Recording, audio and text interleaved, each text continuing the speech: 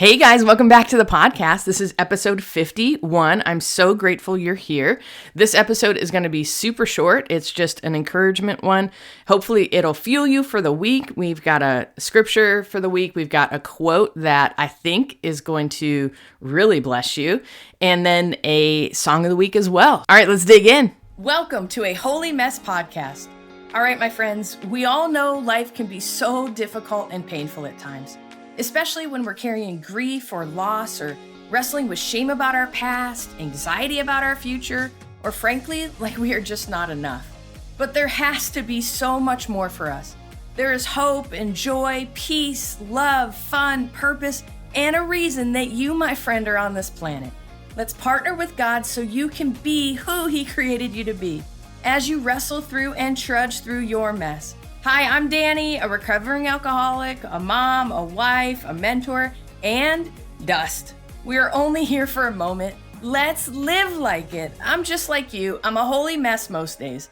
Actually, every day. Let's have some fun and laugh while trudging through our mess.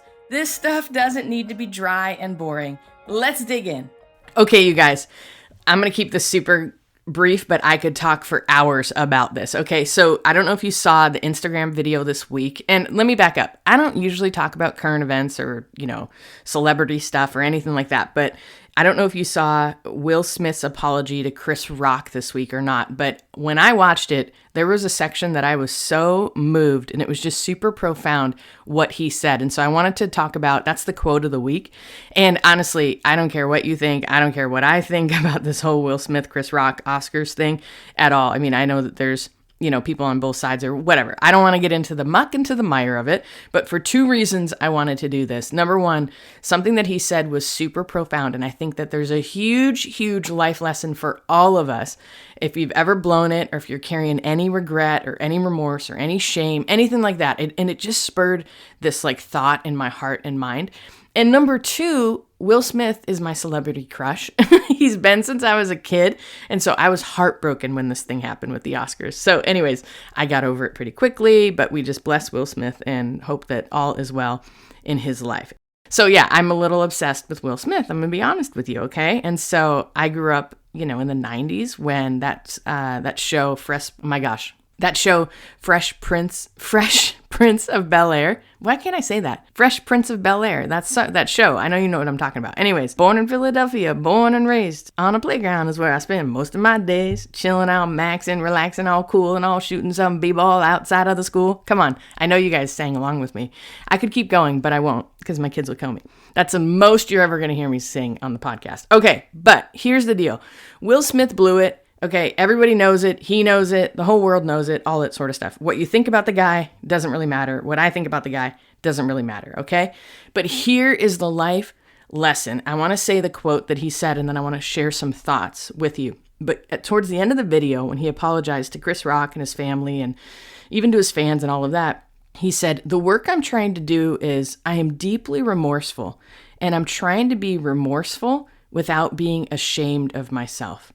I literally, when I heard that, I was like, Will, that is it. If we can all look at the things that we've done, the things that we hate, the things that we regret, and be remorseful about them, but not being ashamed of ourselves because of them, that's the holy grail. I mean, I am telling you, when we get there, there is so much peace and so much freedom and so much confidence that we can walk in, right?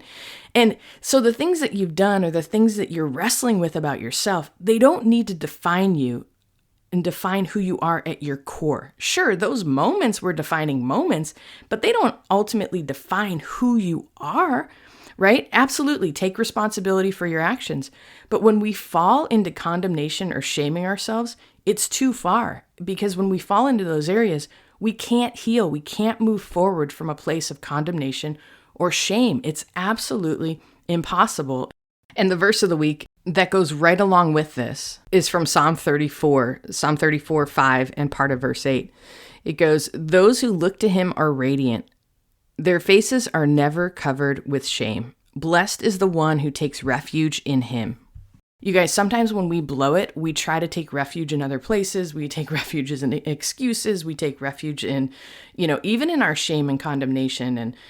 all of that, where we've got to come out of the shadow of shame and literally take refuge in God and all the freedom that God has for us, right? But how do we do that? That is the work. That is the Holy Grail. That is what we're after, is how do you actually not be covered in shame and not walk, under that place of condemnation? And how we do that is literally, there's so many steps to it, but it's one day at a time process. You do it in community as we begin to embrace ourselves and to love ourselves and even like ourselves, even in spite of, or not even in spite of the things that we've done, but even with those things that we've done, because we begin to grow in compassion and understanding and have grace for ourselves. And you guys, the person that you are today, you will change. You're going to evolve from the person that you are into the person that you want to be if you're moving forward, if you're doing the work, and if you're allowing Jesus to do the things within you. We've got to learn from our mistakes and look at them as life lessons. It's been talked about for years and years about changing our paradigm from failure to lesson. The only time you really fail is if you don't get back up again. A failure is more of a permanent state, where a lesson is something that you learn from a mistake and then you get back up and you keep going. And hopefully you've learned from it. Hopefully you've become wiser from it. Hopefully you've grown in compassion and grace and wisdom and empathy from it, right? And right now, if you're going through a hard time, you may feel like you have way more questions than answers. You just can't even believe some of the things that you're wrestling with. And it's okay to have a lot of questions, okay?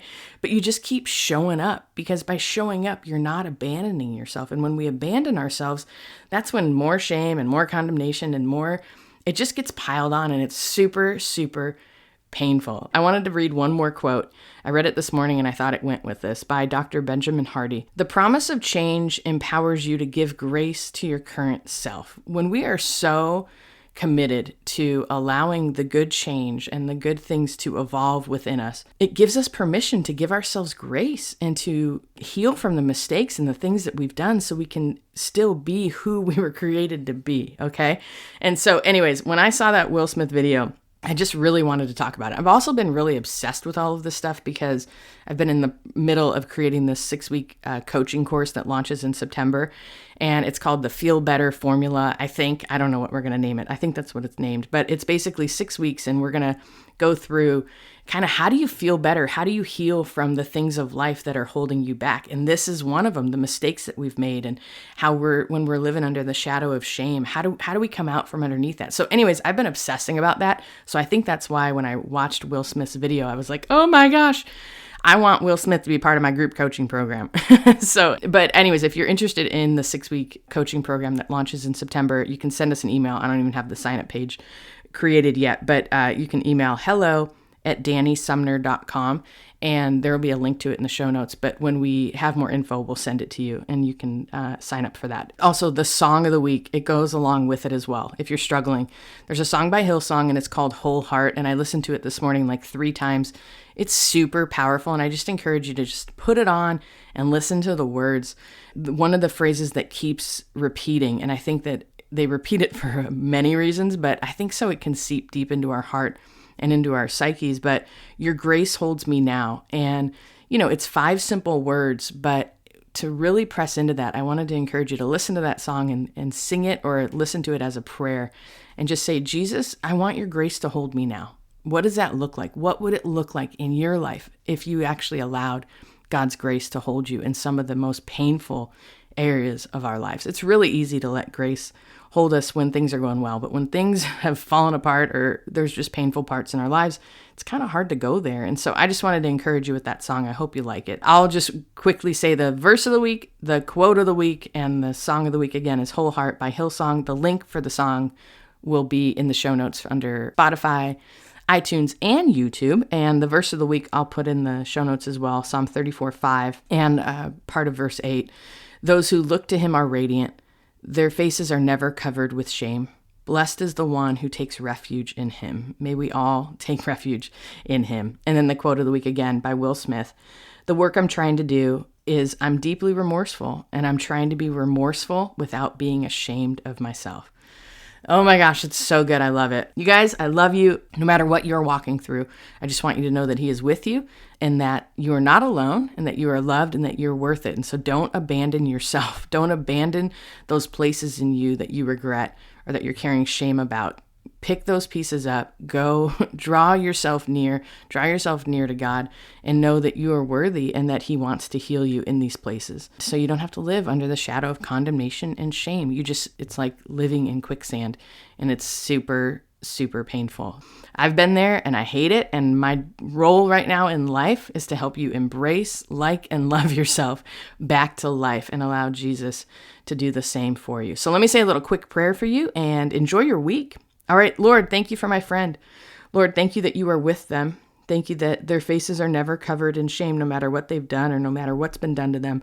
Father, that you are near and that you want to heal them. So Lord, would you bring the people in their lives that will usher them into your grace and into your love and into your purpose for their life. So Lord, bless them and fill them by the power of your name, Jesus. Amen. All right, love you guys. If you want to find out more about that group coaching program, I'm excited. You can email hello@danisumner.com and we'll talk to you in a few days.